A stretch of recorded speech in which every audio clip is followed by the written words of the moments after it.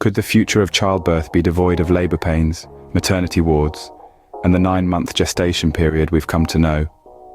Imagine a world where the creation of life is not confined to the walls of a biological womb, but can be nurtured in a lab within an artificial womb. A fascinating yet controversial concept, isn't it? Artificial wombs, or ectogenesis as it's scientifically known, are not a far-fetched idea of a dystopian future. They are on the horizon of scientific discovery and could fundamentally change the way we perceive birth and parenthood. But as with any groundbreaking technology, it comes with its own set of potential benefits and drawbacks. On one hand, artificial wombs could revolutionize reproductive health. They could provide a lifeline for those unable to carry a pregnancy, offering an alternative for people with uterine factor infertility. It could also be a boon for premature babies, offering a more natural environment for them to develop, compared to the neonatal intensive care units we use today. Furthermore, it could level the playing field in terms of parental roles, removing the physical burden of pregnancy from women and allowing for a more equitable distribution of parental responsibilities right from conception. However, on the flip side, there are valid concerns surrounding ectogenesis. The fear of dehumanizing childbirth, of turning a natural process into a mere scientific procedure, is a prevalent one. There's also the potential for misuse and commercialization, with the rich and powerful potentially monopolizing this technology for their benefit. Moreover, the ethical implications are vast. Questions arise such as, who has the rights to the artificial womb? What happens in cases of disputes over the embryo? And what about the potential psychological impact on the child born from such a procedure?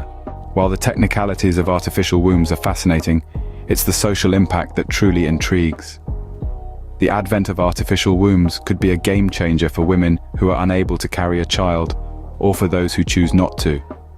It could liberate them from the physical strains and potential health risks associated with pregnancy, providing an alternative route to motherhood. Similarly, artificial wombs could significantly impact single men who wish to become fathers. This technology could bypass the need for a surrogate or a biological mother, providing a new avenue for single men to experience parenthood. But it's not just individuals that could be affected. The social revolution brought about by artificial wombs could be far-reaching, impacting not just women and men, but society as a whole. It could challenge traditional family structures and gender roles, and even transform our understanding of what it means to bring life into the world. The future of artificial wombs is not only a scientific frontier, but also a social one. Artificial wombs could revolutionize the world of fatherhood, particularly for single males. There are various reasons why a single man might choose to use an artificial womb. These could range from the absence of a partner, the desire to avoid the complexities of surrogacy or adoption, or simply the wish to experience the joy of becoming a father. The children born to single males through artificial wombs would likely have unique experiences, as they would be nurtured in a familial structure that deviates from traditional norms.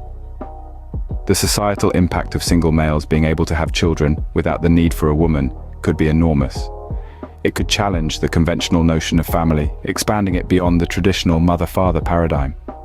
Moreover, it could redefine the concept of fatherhood, as single males would not only take on the role of a father, but also partake in the birthing process in a way that was previously impossible.